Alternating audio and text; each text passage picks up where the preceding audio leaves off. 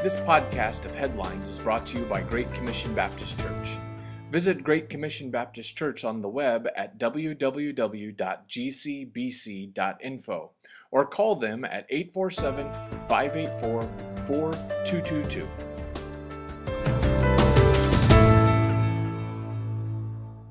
Hi, welcome back to Headlines. I'm Pastor Scott. In Headlines, we consider an item of news and how it relates to or illustrates a biblical concept. Yesterday, we heard the horrific news of the story of these women who had been kidnapped and thought lost in Ohio, and thankfully that they have escaped and someone's been arrested. It was interesting to see the quote from one of the neighbors on the front page of the Chicago Tribune this morning. Juan Perez, one of the neighbors, said, "I guess he had a great mask to cover a monster." You know, the Bible does not hide the fact of the reality of evil. And I read that quote and immediately thought of a verse in Jeremiah chapter 17, verse 9, where it says, "The heart is deceitful above all things and desperately sick. Who can understand it?" And you know, there is the potential for evil that lies within everyone, that we are in fact sinners, and sometimes people do horrific things. But I was also struck as I reminded myself of that verse and looked at the passage that surrounds it, of the contrast that's found in Jeremiah chapter 17.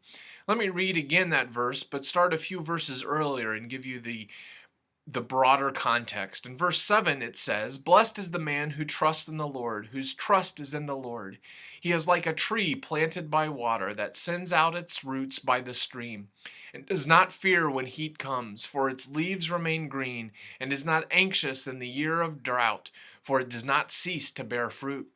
The heart is deceitful above all things and desperately sick. Who can understand it? I, the Lord, search the heart and test the mind, to give every man according to his ways, according to the fruit of his deeds."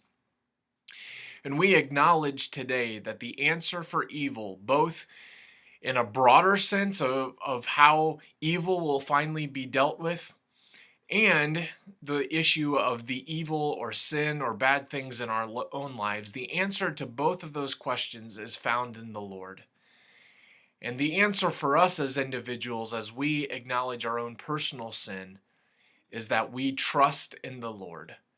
That we trust in the Lord and in His Word. And when we do that, we will be like verses 7 and 8, like a tree planted by water, strong and bearing fruit. I hope that will be the case in you, and as we grieve and are horrified by evil, that we remember that the answer to evil comes from the Lord, both for awful things and in our own lives.